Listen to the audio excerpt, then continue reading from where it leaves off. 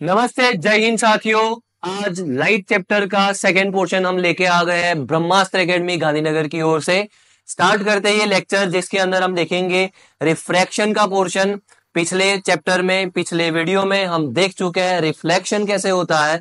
अब रिफ्रैक्शन देखेंगे किस तरीके से वो होता है। चलिए यहाँ पे एटमॉस्फेरिक रिफ्रैक्शन क्या होता है समझते हैं।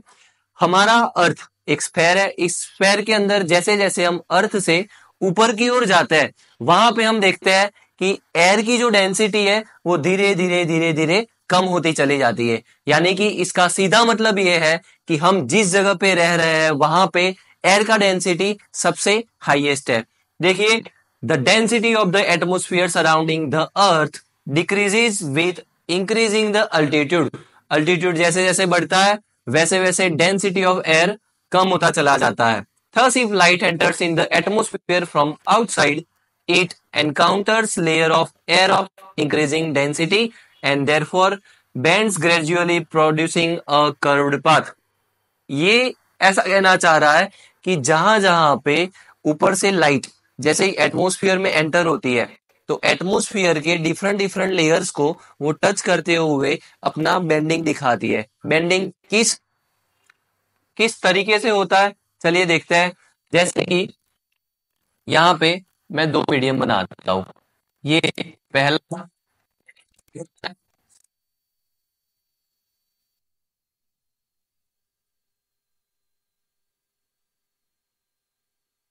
आप सभी को रूल पता होगा कि rarer to denser and denser to rarer क्या होता है। जब लाइट डेंसर मीडियम में से रेरर मीडियम में जा रही है, जब लाइट डेंसर में से रेरर में जाती है, तब वो अवे फ्रॉम द नॉर्मल जाती है, और रेरर से डेंसर में जाती है तब टूवार्ड नॉर्मल जाती है। क्या होता है? टूवार्ड्स द नॉर्मल जाती है, ये हम जानते हैं। और इसी रूल का यहाँ पे यूज होता है, और हमको स्टार जो उसके एक्चुअल जो पोजीशन है वहां से हमको थोड़ा ऊपर दिखता है। किस तरीके से कि यहाँ से लाइट बेंड करते करते करते हुए यहाँ पे आंखों में आई, और यहाँ से हमको जब भी दिखता है तो सीधा इस तरीके से स्टार का पोजीशन दिखता है। और इसी का सेम फेनोमेनन हम every sunrise and every sunset में भी देखते हैं। किस तरीके से, आगे की स्लाइड्स में हम देखेंगे कि वो किस तरीके से टेक प्लेस करता है। यहाँ पे आप ये नोट डाउन करते चले जाइए कि जो जो इंपॉर्टेंट पॉइंट्स है वो हमको देखने हैं, और जैसे जैसे नीचे जाते हैं हम रिफ्रैक्टिव इंडेक्स जो है वो बढ़ता चला जाता है। रिफ्रैक्टिव इंडेक्स बढ़ता क्यों है? क्योंकि डेंसिटी बढ़ती है। डेंसिटी के बढ़ने के कारण से रिफ्रैक्टिव इंडेक्स भी इसका बढ़ता चला जाता है। अब देखिए यहाँ पे कि जब सन एक्चुअल में यहाँ पे होता है, अब उसकी लाइट अर्थ को यहाँ पे छूती है, तो अर्थ को छूते समय वो क्या कर जाती है, मीडियम में आते हुए बेंड होती है। तो बेंड होके जो देखते हैं उसको वो सन यहाँ पे दिखता है। एक्चुअल पोजीशन से थोड़ा ऊपर, एक्चुअल पोजीशन से थोड़ा ऊपर हमें सन दिखता है, और ये होता है रिफ्रैक्शन की वजह से। रिफ्रैक्शन ऑफ लाइट की वजह से हमको सन जल्दी राइज हुआ होता दिखता है, और जब इवनिंग का टाइम होता है तब हम सन को थोड़ा सा लेट देख पाते हैं कि सन जब नीचे चला जाता है फिर भी हमको वो ऊपर दिखता है। Early sunrise and let sunsets, ये फेनोमेनन आपने जरूर 10th क्लास में भी पढ़ा होगा। अब देखते हैं कि रिफ्रैक्शन के अंदर जो मेन चीजें है वो किस तरीके से हम इंडिकेट करते हैं। नॉर्मल, जो कि जैसे जिस सरफेस पे टच करता है वहां पे 90 का एंगल है, हमारा नॉर्मल कहते हैं हम जिसको। उसके बाद इंसिडेंट रे है, इंसिडेंट रे से सरफेस को टच करके अगर लाइट उस मीडियम में पास हो जाती है, उस मीडियम से गुजर के नीचे जाती है, तो उसको हम रिफ्रैक्टेड रे कहते हैं। पहले हम यहाँ पे रिफ्लेक्टेड रे बनाते थे, अब ये रिफ्रैक्टेड रे है। रिफ्लेक्ट एंड रिफ्रैक्ट बच्चों ध्यान से देखते चाहिए। यहाँ पे जो हमारा एंगल है वो होगा एंगल ऑफ इंसिडेंस, और यहाँ पे जो एंगल बन रहा है वो हमारा एंगल ऑफ रिफ्रैक्शन। दो मीडियम के बीच में एंगल ऑफ रिफ्रैक्शन हमको देखने को मिलता है। और इसी के ऊपर से ये वाला फेनोमेनन हम सभी जानते हैं कि किसी तालाब में कोई पत्थर पड़ा है, पैसे का सिक्का पड़ा है, कुछ भी चीज है, वो हमको उसके एक्चुअल पोजीशन से थोड़ा ऊपर की ओर साइड में हमको दिखता है। ऐसा ठीक होता है रिफ्रैक्शन ऑफ लाइट की वजह से, जो आप यहाँ पे देख पा रहे हो कि figure that due to the refraction the pound also appears shallower than it actually is. Actual जो जहां पे है उससे थोड़ा ऊपर की ओर दिखता है और थोड़ा वेवी भी दिखता है, पानी हिलता रहता है तो वो हमको वेवी भी नजर आता है। ये सारा फेनोमेनन होता है सिर्फ और सिर्फ रिफ्रैक्शन की वजह से। और ये ग्लास में पेंसिल डाल रखी है तो हमने देखा है कि वो उसकी एक्चुअल लेंथ से हमको शॉर्ट दिखती है, शॉर्ट भी दिखती है और थोड़ा उसका हमको साइड से देख रहे हैं तो वो मोटी भी दिखती है समटाइम्स। ये सारा का सारा हो रहा है रिफ्रैक्शन की वजह से। जो वाटर का रिफ्रैक्टिव इंडेक्स है वो इसके ऊपर असर डालता है। ये जो टॉपिक्स है आप पढ़ के स्क्रीनशॉट लेके उसको नोट डाउन कर सकते हो, एग्जाम में काफी इंपॉर्टेंट है। वन लाइनर क्वेश्चन सीधे पूछे जाते हैं इस टॉपिक्स के ऊपर से। अभी जस्ट हमने पढ़ा कि ऑब्जर्वर है, ऑब्जर्वर एक्चुअल सन से थोड़ा ऊपर की ओर उसको देख पाता है, क्यों? Due to the refraction. यहाँ पे जो एयर का मीडियम है, एयर के मीडियम में क्या होता है? रिफ्रैक्शन होता है। उसी रिफ्रैक्शन की वजह से ये वाला फेनोमेनन हम ऑब्जर्व कर पाते हैं। वैसा का वैसा सेम सिनेरियो हम देख पाते हैं स्टार्स के अंदर। स्टार्स भी अपनी एक्चुअल पोजीशन से हमको थोड़ा ऊपर दिखता है, वो हमारे रिफ्रैक्शन की वजह से है। जबकि यहाँ पे एग्जैक्ट दिखाया गया है कि लाइट फ्रॉम द स्टार जैसे ही सरफेस में एंटर करती है, सरफेस में एंटर होते ही आप देख पा रहे हो लाइट का यहाँ पे रिफ्रैक्शन होना स्टार्ट हो गया है, वो बेंड होनी स्टार्ट हो गई है। और बेंड जैसे होती है तो जो लास्ट एंगल होगा वहां से सीधा हमको अपेरेंट पोजीशन, उसकी लास्ट जो रे हमारी आंखों में आएगी वहां से आगे तक का दिखता है। और यहाँ पे एक और चीज लिखी गई है कि hence the light appears streamlining giving the impression of twinkling. अब जब लाइट एंटर होती है और जैसे टेढ़े मेढ़े रास्तों में गुजरती है, साथ ही में हमारे अर्थ के एटमॉस्फेयर के अंदर डिस्टर्बेंस है। डिस्टर्बेंस यानी कि एयर के मॉलिक्यूल्स में मिट्टी के कण, वहां पे कुछ मिसाइल्स है, ये सारी चीजें बीच में आती है। तो वो जो लाइट है वो क्या होती है? वो थोड़ी डेविएट होती है, डिस्टर्ब होती है। उस वजह से भी हमको क्या लगता है कि ये जो सारा का सारा स्टार है वो क्या कर रहा है? ट्विंकल कर रहा है। बट एक्चुअल में वो ट्विंकलिंग करता नहीं है। बहुत डिस्टेंस होने की वजह से जो रे ऑफ लाइट स्टार से हमारे अर्थ तक आ रही है वो बहुत मिनिमल होती है, बहुत कम रेज होती है। और उन रे कम आने की वजह से वो भी डिस्टर्ब हो गई। कम रे आ रही है पहले और वो आती हुई रे भी अब डिस्टर्ब हो गई, तो क्या होगा कि हमको वो ट्विंकल करता हुआ दिखाई देगा। जबकि प्लेनेट के केस में ऐसा नहीं होता। प्लेनेट जब भी दूर से लाइट दे रहा होता तो उस प्लेनेट से जो रे आ रही है वो सारी की सारी रे का जो नंबर होता है वो ज्यादा होता है। नंबर ऑफ रेज ज्यादा है तो वो डिस्टर्ब होके भी कुछ रे डिस्टर्ब हो जाती है, बाकी की सारी रेज हमको अपीयर होती है। इसीलिए प्लेनेट ट्विंकल नहीं करते, जबकि स्टार्स जो है वो हमको ट्विंकल करते हुए दिखाई देते हैं। यहां पे लिखा गया है कि therefore a minor variation in intensity caused by the above effect are not noticeable, thus planets do not appear to twinkle। यहां पे देखिए कि ये टोटल इंटरनल रिफ्लेक्शन का फेनोमेनन है कि जो ठीक होता है रेनबो के फॉर्मेशन के टाइम। अब यहाँ पे ये हमारा नॉर्मल है, ये एयर का मीडियम है, ये ग्लास का मीडियम है। सपोज यहां से हमने θ1 एंगल पे रे को इंसिडेंट किया, θ1 पे हमने रे को इंसिडेंट किया, रे यहां से चली गई। फिर हमने एंगल को थोड़ा बढ़ाया, एंगल को थोड़ा बढ़ाया, ये रेट वाली लाइट जैसे ही एंगल को बढ़ाया तो वो ठीक सरफेस के ऊपर ही रिफ्लेक्ट करके जा रही है, रिफ्रैक्ट करके वो सरफेस के ऊपर ही जा रही है।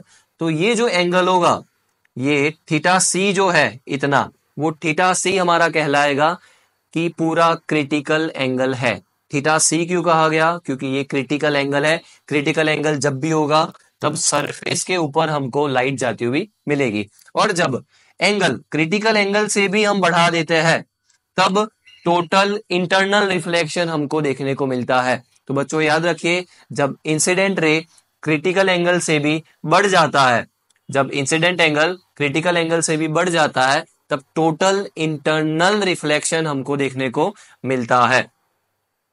और इसी का यूज किया जाता है हमारे ऑप्टिकल फाइबर्स में। ऑप्टिकल फाइबर्स यूज होते हैं कलरिंग लाइट्स, जहां पे डेकोरेशन है वहां पे यूज होता है। इवन कम्युनिकेशन के अंदर भी इसका यूज देखा जाता है। जो पूरे पूरे सी रीजन में पूरे के पूरे वर्ल्ड हमारा जिस लाइन से कनेक्टेड है वो सारा का सारा ऑप्टिकल फाइबर से कनेक्टेड है, जिसी की वजह से हम इंटरनेट का अच्छे से यूज कर पाते हैं। अब इनके एप्लीकेशंस के अंदर यहाँ पे लिखा गया है टेलीकम्युनिकेशन एंड नेटवर्किंग में यूज होता है। लाइट यहाँ पे ऐसे टकरा के प्रोपोगेट होती है पूरे के पूरे, और वो फ्लेक्सिबल लाइन भी हो सकती है पानी में, अगर उसको फ्लेक्स कर रहे हैं कुछ भी है तो ऑप्टिकल जो फाइबर्स है वो आसानी से सिग्नल को पहुंचाते हैं। इन्होंने रिप्लेस कर दिया है हमारे जो कॉपर की वायर्स है उनको, ये आपको पता होना चाहिए। एंड नाउ डिस्पर्जन, डिस्पर्जन किसको कहेंगे? डिस्पर्जन बच्चा उसको कहेंगे कि जब मेन कलर कंपोनेंट जो लाइट है उसमें से अलग अलग 7 कलर अलग, यानी कि हमारे व्हाइट लाइट में से सातों कलर अलग हो जाए, उसी फेनोमेनन को हम क्या कहते हैं? डिस्पर्जन। यहाँ पे देखिए कि व्हाइट लाइट को इंसिडेंट करा गया, यहाँ पे सातों कलर अलग अलग तरीके से निकल रहा है, जिसमें सबसे कम एंगल ऑफ डेविएशन जो होता है वो होता है हमारा रेड लाइट का, और सबसे कम होता है, सबसे ज्यादा होता है वायोलेट का। सबसे कम बैंड होती है हमारी रेड लाइट और सबसे ज्यादा बैंड हो जाती है हमारी वायोलेट। ये आपको पता होना चाहिए कि हाउ द प्रिज्म वर्क, वो सारा का सारा डिस्पर्जन के ऊपर काम करता है, और हर एक कलर की अपनी खुद की अलग अलग वेवलेंथ है, वेवलेंथ के साथ अपनी खुद की एक अलग स्पीड भी है। ये सारी चीजें इसके ऊपर इफेक्ट करती है। देखिए यहाँ पे due to the different speeds the colours are reflected through the different angles and therefore when a narrow beam of white light passes through a glass prism it split up to into the constituent colours as shown in figure. और कौन से constitute colour है? 7 colour है। हम सभी पढ़ चुके हैं स्टैंडर्ड 8 में और 7 में कि 7 कलर्स को, 7 कलर के रंगों को मिला के हमारी व्हाइट लाइट सन की बनती है। ये हम सभी जानते हैं, बेसिक्स है। रिवीजन के लिए आपको ये फिर से याद दिला रहा हूं कि द रेनबो, रेनबो के अंदर क्या होता है?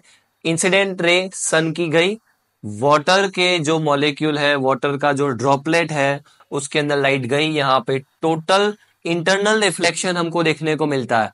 और अभी अगली स्लाइड में हमने पढ़ा टोटल इंटरनल रिफ्लेक्शन कैसे होता है, कि सर जब भी इंसिडेंट एंगल जो है हमारा वो क्रिटिकल एंगल से बढ़ जाता है, इंसिडेंट एंगल क्रिटिकल एंगल से बढ़ जाता है, तब हम कहते हैं कि टोटल इंटरनल रिफ्लेक्शन होता है। ठीक, सनलाइट गई, यहां से टोटल इंटरनल रिफ्लेक्शन हुआ और यहाँ पे वो रिफ्रैक्शन की वजह से बाहर आती है और हमको रेनबो दिखता है। रेनबो के अंदर मोस्टली हमको 3 कलर ही दिखते हैं, ज्यादातर हमको देखिए यहाँ पे भी मोस्टली 3 कलर ही पाए जाते हैं, और ये जब भी एटमोस्फियर के अंदर वाटर ड्रॉपलेट्स मौजूद है तभी पाया जाता है। It's a very rare phenomenon, regular हमको देखने को नहीं मिलता। साथ ही में यहाँ पे बोर्ड पे आप देख पा रहे हैं एक प्यारा सा खूबसूरत सा रोज है, तो ये रोज का कलर आपको रेड क्यों दिख रहा है? यहाँ पे ये व्हाइट क्यों दिख रहा है, ये ग्रीन क्यों दिख रहा है? इस सभी के पीछे का एक ही रीजन है कि जो लाइट ऑब्जेक्ट रिफ्लेक्ट कर रहा है वही लाइट का आपको वो ऑब्जेक्ट दिखता है। यानी कि जो लाइट से एब्जॉर्ब कर देता है वो लाइट्स नहीं, पर जो लाइट रिफ्लेक्ट करता है वही सारे कलर्स हम देख पाते हैं। और यहाँ पे देखिए rose is viewed in a white light, it petals appear red and the leaves appear green because the petals reflected the red part and the white light and the leaves reflected the green part. leaves ने green part को reflect किया, इसने red part को reflect किया। यहाँ पे ये जो बोर्ड है इसके फॉन्ट्स भी आपको रेड लाइट रिफ्लेक्ट कर रहा है, इसलिए वो आपको रेड दिख रहा है। एंड ये सारे कलर्स जो बाकी के जो रह जाते हैं रेड के अलावा दूसरे जो कलर है वो एब्जॉर्ब हो जाते हैं। जैसे कि मेरी ये टी शर्ट है, टी शर्ट में आपको जो कलर दिख रहा है वही वो रिफ्लेक्ट कर रहा है, बाकी सारे कलर ये टी शर्ट क्या कर रही है? एब्जॉर्ब कर रही है। इसका सीधा मतलब क्या हुआ कि अगर आपको ये पेन जो है वो ब्लैक दिख रही है, इसका ये मतलब है कि ये बाकी के सारे कलर्स, टोटल जितने कलर्स है वो सभी कलर्स को एब्जॉर्ब कर रही है, इसीलिए ये ब्लैक दिख रही है।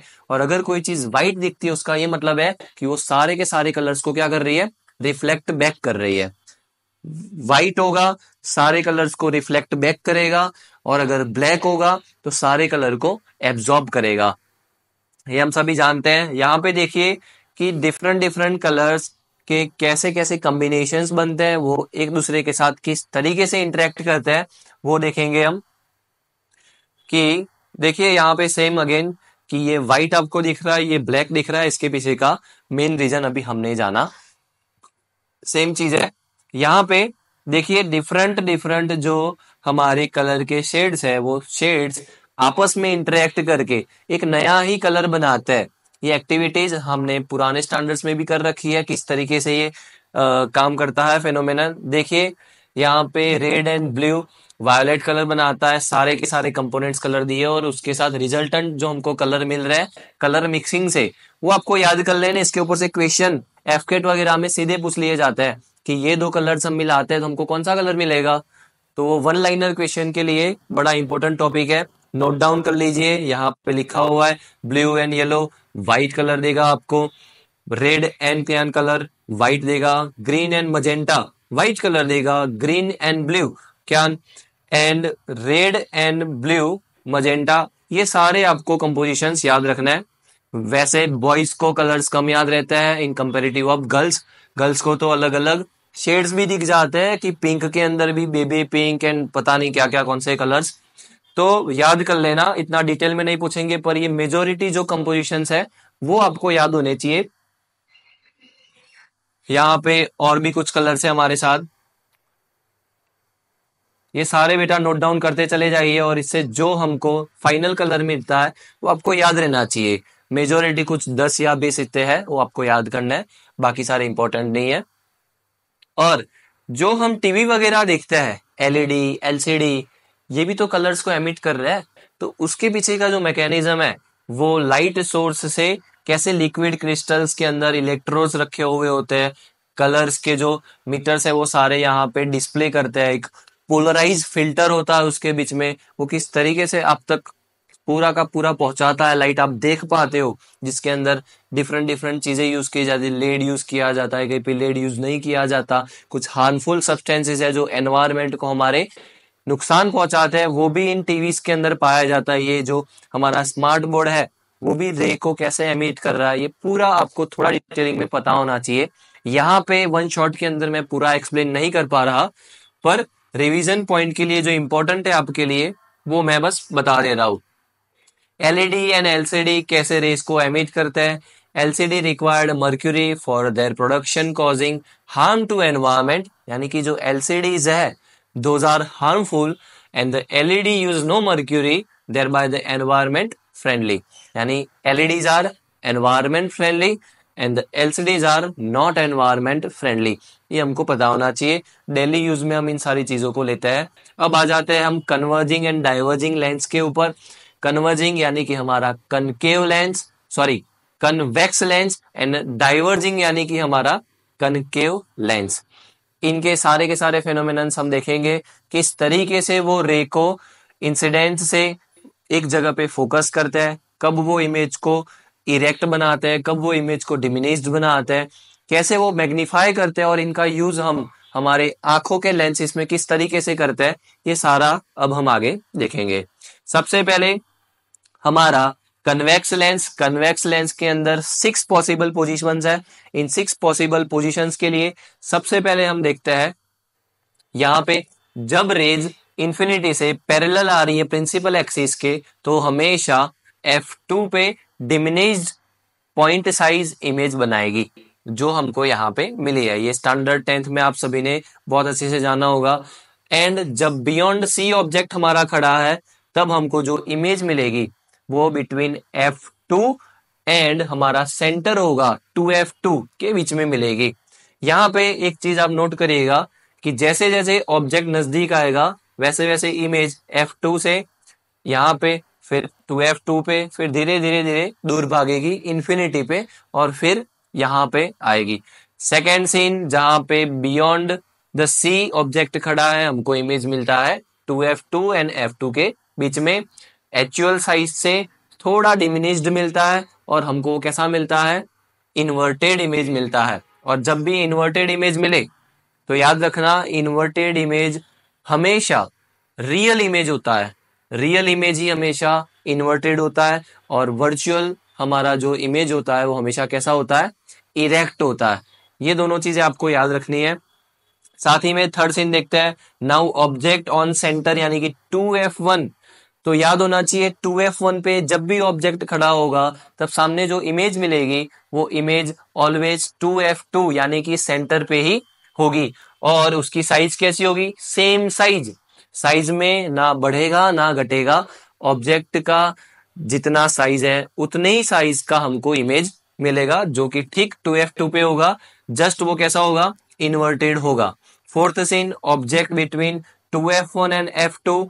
तो ऑब्जेक्ट का जो साइज है उससे हमको लार्जर साइज मिलेगा, 2f2 के बियॉन्ड में हमको इमेज मिलेगा। और कैसा मिलेगा? इन्वर्टेड इमेज मिलेगा। देखिए जैसे जैसे नजदीक आ रहा है वैसे मैग्निफिकेशन हो रहा है और इमेज हमको कैसे मिल रही है? इन्वर्टेड। और इन्वर्टेड इमेज ऑलवेज मीन्स कि वो रियल इमेज होगी। अब ऑब्जेक्ट एट f1, फोकस 1 पे जब हम ऑब्जेक्ट को रखते हैं तब हमेशा जो इमेज मिलेगी वो आपको कहां मिलेगी? इन्फिनिटी पे। फोकस पे हमने ऑब्जेक्ट को रखा तो फोकस पे जब भी ऑब्जेक्ट को रखेंगे लेंस के तब हमको इमेज मिलेगी कहां? इन्फिनिटी पे इमेज मिलेगी। और इन्फिनिटी पे उसकी हाइट कैसी होगी? बहुत बड़ी और इन्वर्टेड साइज उसकी होगी। लास्ट सीन जहां पे हमारा object f1 and optical centre दोनों के बीच में है। f1 एंड ऑप्टिकल सेंटर के बीच में जब हम ऑब्जेक्ट को रखते हैं तब और तब सिर्फ आखिरी केस में हमको इमेज यहां पे हमको इरेक्ट मिलती है। इरेक्ट इमेज मतलब वर्चुअल इमेज, क्योंकि रियल रेस तो यहां से चली जा रही है तो रियल हमको इमेज नहीं मिलेगा। यहां पे जो हमको इमेज मिलेगा वो कैसा होगा? इरेक्ट और larger than the size of the object. Image हमको हमेशा मिरर के लेंस के इस ओर पाया गया और अब हमको यहाँ पे मिल रहा है। और जब भी मैंने बताया बेटा जहां पे आपका इमेज इन्वर्टेड है तब तब आप लिखेंगे कि रियल इमेज है, और जब भी वो इरेक्ट बता दिया जाए तब आप बताएंगे कि वो वर्चुअल इमेज है। तो ये 6 पॉसिबल केसेस है लेंस हमारा कन्वेक्स के लिए, आपको याद कर लेना है। अब इसके बाद आसान है हमारा कनकेव, जो कि डाइवर्जिंग है। ये कैसा था? Converging lens. इसको कौन सा कहते हैं? Converging lens. और अब देखेंगे डाइवर्जिंग लेंस। देखिए डाइवर्जिंग यानी कि कनकेव, पैरेलल सारी रेज आ रही है, ये क्या कर रहा है? इसको फैला दे रहा है, मतलब डाइवर्ज कर रहा है लाइट को। रेस को क्या कर रहा है? डाइवर्ज। इसीलिए इसको डाइवर्जिंग लेंस कहा जाता है। और वो हमेशा एक्चुअल रेस तो यहां चली गई बट उसके पीछे यहाँ पे पॉइंट साइज हमको छोटा सा डिमिनिश्ड इमेज देता है। अब ऑब्जेक्ट हमारा फोकस और ऑप्टिकल सेंटर के बीच में जब रहेगा तब ऑब्जेक्ट हमारा यहाँ पे जब खड़ा किया तब एक रे यहां से डाइवर्ज हो गई, दूसरी ऑप्टिकल सेंटर से सीधे ऐसे आई तो हमको मिरर इमेज यहाँ पे आगे मिलती है और ये इमेज कैसी है? छोटी है। अब यहाँ पे एक रे आप देखिए, ये वाली रे जो जा रही है वो रियल रे है, वो तो चली गई। अब ये वाली रे जो है वो रियल है, जो रिटर्न में आ रही है। तो इस रे को हमने पीछे की ओर ऐसे खींचा कि हमने यहां से ऑब्जर्व करना चाहा, तो हमने ऐसा माना कि ये जस्ट वर्चुअल, एक रियल इमेज दूसरी वर्चुअल इमेज, इन दोनों इमेज को मिला के हमको यहाँ पे इमेज मिलता है। अब एक रियल है और एक वर्चुअल है तो सर इस इमेज को कैसा कहेंगे? तो बच्चों अगर दोनों रेज में से दोनों की दोनों रियल है तो आप रियल कहेंगे, दोनों में से सिर्फ एक रियल और एक वर्चुअल है तो आप ऐसा बताएंगे कि हमेशा ऐसा इमेज वर्चुअली होगा। यानी कि ये कैसा होगा? Virtual image, virtual and erect, erect always virtual. ये दोनों सीन आपको कनकेव के याद रखने हैं। कनकेव यानी कि हमारा डाइवर्जिंग लेंस। अब देखते हैं कि इन लेंसेज के यूज से हम क्या करते हैं। मायोपिया, हाइपरमेट्रोपिया, प्रेस बायोपिया, इन सारी की सारी जो बीमारी है, इन सारी बीमारियों में इनके कहाँ कहाँ यूज होता है, कहाँ अप्लाइंग है। If converging lens is held near an object so that object light within the principal focus and erect magnify virtual image be seen. अभी हमने देखा कि किस तरीके से हमको कन्वर्जिंग लेंस में सारे के सारे इमेजेस मिल रहे थे, डाइवर्जिंग के भी देखे, वही चीज यहाँ पे बताई गई है। अब ये हमारी इंसानी आंख की जिसके अंदर ह्यूमन आई का डायग्राम है। सबसे पहले हमारा आउटर लेयर जो कि कॉर्निया का है, कॉर्निया के बाद एक्वस ह्यूमर, एक्वस ह्यूमर के बाद में यहाँ पे हमको प्यूपिल, आइरिस होता है, आइरिस क्या करेगा, प्यूपिल का साइज छोटा या बड़ा करता है। और आइरिस प्यूपिल के जस्ट पीछे ये जो आपको लेंस दिख रहा है, क्रिस्टलाइन लेंस बंधा हुआ होता है दो सिलियरी मसल्स से। वो सिलियरी मसल्स क्या करते हैं, लेंस को छोटा या बड़ा करते हैं। और ये सिलियरी मसल्स के जस्ट पीछे हमारा रेटिना जहां पे कि हमारा जो ये लेंस है वो क्या करता है, रेज को एमिट करता है। और रेटिना के अंदर कॉन एंड रोड सेल्स होता है। ये सेल्स क्या करते हैं, आइडेंटिफाई करते हैं कि क्या सिग्नल मिला है। और ऑप्टिकल, यहाँ पे ऑप्टिकल नर्व्स होती है जो ब्रेन तक सिग्नल्स ले जाती है कि कैसा इमेज दिखा। हमेशा यहाँ पे जो लेंस है वो यहाँ पे पूरा उल्टा इमेज बनाता है, यानी कि एक्चुअल में हम चीजें जो भी देख रहे हैं वो सारी उल्टी देखते हैं, बट हमारा जो ब्रेन है उसको इंटरप्रेट करके हमको चीजें सही से दिखाता है।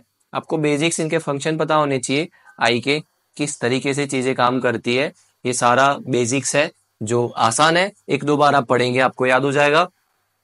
साथ ही में इसके बीच में यहाँ पे विटेरियस ह्यूमर, यहाँ पे एक्वस ह्यूमर, क्या क्या इसके पार्ट्स है, कहाँ पे ब्लाइंड स्पॉट है। जस्ट ऑप्टिकल जो नर्व है उसके आगे का जो है पॉइंट वो ब्लाइंड स्पॉट कहा जाता है, कि जहां पे इमेज बनता नहीं है।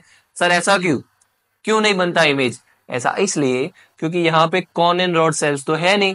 वो जो कॉन एंड रॉड सेल्स है वो तो यहाँ पे होते हैं रेटिना पे, जबकि रेटिना ही नहीं है तो वहां पे कुछ दिखेगा क्या? वहां पे अगर आपकी रेज जाके एमिट होती है तो कुछ दिखेगा, पिक्चर ही नहीं बनेगा, इसलिए वो ब्लाइंड स्पॉट कहा जाता है। ये आपको छोटी छोटी चीजें ध्यान में होनी चाहिए। अब जो विजन है, विजन के अंदर जो इफेक्ट सारी आती है, किस तरीके से आप चीजों को देख पाते हो, कैसे आप इंटरप्रेट करते हो, मैंने आपको बताया। बाहर से आपके आंखों में कॉर्निया, कॉर्निया से एक्वस ह्यूमर, एक्वस ह्यूमर से प्यूपिल जो आइरिस से छोटा बड़ा होता है, प्यूपिल के जस्ट पीछे सिलियरी मसल्स के बीच का जो आपका लेंस है वो रेस को सीधा रेटिना पे ले जाता है। रेटिना अपने अंदर रहे हुए कॉन एंड रॉड सेल से उसके जो सिग्नल्स है वो ऑप्टिकल नर्व्स के थ्रू दिमाग तक पहुंचाते हैं और दिमाग में जाके चीजों का इंटरप्रिटेशन होता है।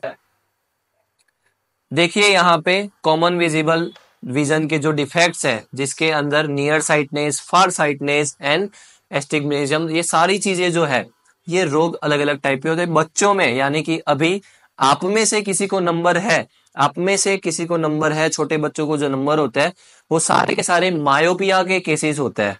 मायोपिया ही होता है कि जो छोटे बच्चों में अक्सर देखा जाता है, जिसके अंदर आपको नियर साइटनेस कहा जाता है मायोपिया को, जिसके अंदर जो रेज है वो आंखों के आगे बन जाती है, यानी रेटिना के जस्ट आगे इमेज बन जाती है। फार साइटनेस यानी कि हाइपरमेट्रोपिया, जिसमें इमेज पीछे बनती है। और इनको हम कनकेव एंड कन्वेक्स लेंस से इसका आसानी से हम सॉल्यूशन ला सकते हैं। कैसे कि यहाँ पे हमने कनकेव लेंस लगा दिया तो कनकेव लेंस क्या करेगा, डाइवर्ज करेगा, डाइवर्ज करके रे को रेटिना पे पहुंचाएगा, तो आसानी से मायोपिया का सॉल्यूशन हो गया। हाइपरमेट्रोपिया में हम देखते हैं कि पीछे इमेज है तो उसको कन्वर्ज करना होगा। कन्वर्जिंग लेंस कौन सा? कन्वर्जिंग लेंस सर हमने अभी पढ़ा कि वो हमारा कॉन्वेक्स लेंस हो गया।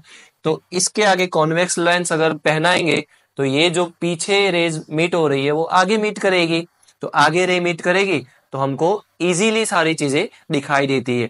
और जब दोनों केस एक साथ होते हैं, जिसको कहते हैं प्रेस बायोपिया, प्रेस बायोपिया के अंदर हमको बायफोकल लेंस पहनना होता है। बायफोकल यानी कि उसके अंदर दो फोकल लेंथ होगी, एक होगा कनकेव, दूसरा होगा कन्वेक्स। इन दोनों का यूज करके हम प्रेस बायोपिया को भी आसानी से सॉल्व कर सकते हैं। देखिए यहाँ पे हाइपर मायोपिक आई का दिखाया गया है। हाइपर मेट्रोपिया को हम कैसे कन्वेक्स लेंस की वजह से इजी कर सकते हैं। पहले नॉर्मल आई के लिए ये है, फिर प्रॉब्लमेटिक आई के लिए पीछे की ओर बन रहा है, रेटिना के पीछे आगे लाने के लिए हमने यहाँ पे कन्वर्जिंग लेंस पहना दिया, तो अब रेटिना पे हमको आसानी से इमेज मिल रहा है। आसान है, ये हमको याद होना चाहिए। ये डिटेल्स बच्चों लिख लेना, याद कर लेना किस तरीके से सारी चीजें वर्क करती है। एंड जो हमारा नियर पॉइंट होता है, आंखों का जो नियर पॉइंट होता है वो 15 सेंटीमीटर पे होता है, ये भी हमको याद होना चाहिए। फार पॉइंट जो है हमारी आंखों का वो होता है इन्फिनिटी पे। ये सारी चीजें है। Optical instrument and lens camera वो किस तरीके से काम करता है। लेंस कैमरा भी अपने जो अपर्चर का सिस्टम है वहां से रेस को सारा अडॉप्ट करके एक जगह पे सेंटर पे लाके उसको पूरा का पूरा इंटरप्रेट करता है। कैमरा भी इसी बेसिस पे काम करता है। कंपाउंड माइक्रोस्कोप, माइक्रोस्कोप के अंदर भी लेंसेस लगे होते हैं कनकेव वगैरह की, जो क्या करते हैं इमेज को मैग्नीफाई करता है।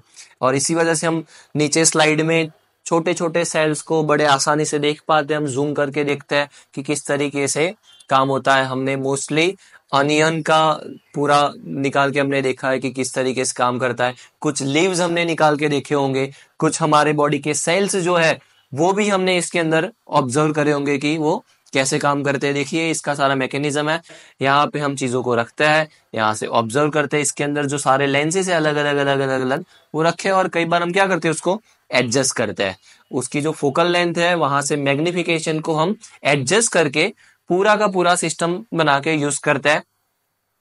उसको टेलीस्कोप में भी यूज किया जाता है। टेलीस्कोप के अंदर बहुत दूर की चीजें जब हमको देखनी पड़ती है तो वहां पे हम अभी भी इस इरा में भी हम टेलीस्कोप का यूज करते हैं। इंडिया में उदयपुर में सबसे बड़ा वो टेलीस्कोप पाया जाता है, आपने जाना होगा। उसके अलावा भी अगर बन चुका है तो मेरे ध्यान में नहीं है। Scattering of light, scattering of light किसको कहेंगे? किसी चीज पे जब लाइट पड़ती है तो वो अलग अलग डायरेक्शन में जब चली जाती है उसी को हम कहते हैं स्कैटरिंग ऑफ लाइट।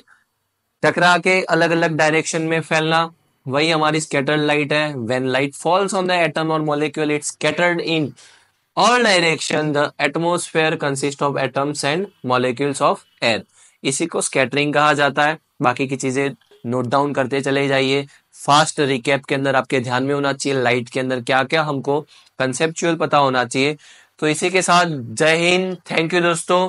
पूरा का पूरा आपका जो भी लाइट का फेनोमेनन है यहाँ पे मैंने एक्सप्लेन किया।